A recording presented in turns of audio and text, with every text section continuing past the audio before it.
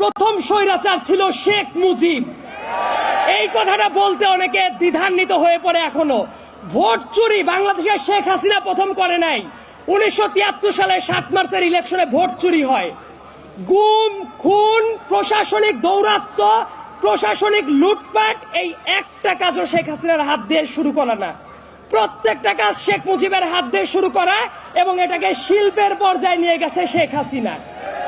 এই যে এত চেতনার কথা বলে, মুক্তিযুদ্ধের চেতনা, অমক চেতনা, তমক চেতনা, মুক্তিযোদ্ধাদের পরে কি শেখ হাসিনা সিম্প্যাথি দেখিয়েছে? কখনো কখনো দেখায় নাই। তার কারণ আপনাদের মনে থাকার কথা, এই ঢাকার মেয়র ছিল সাদেক হোসেন খোকা সাহেব, একজন গেরিলা যোদ্ধা, যার রক্তের ওপর দিয়ে বাংলাদেশ স্বাধীন হয়েছে। সেই সাদেক হোসেন খোকাকে স্বাধীন বাংলাদেশে এসে মরার সুযোগ দেয় নাই ওই স্বৈরাচারী শেখ হাসিনা।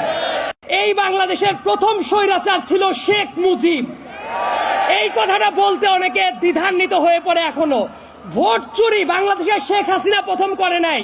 1973 সালে 7 মার্চের ইলেকশনে ভোট চুরি হয়। গুম, খুন,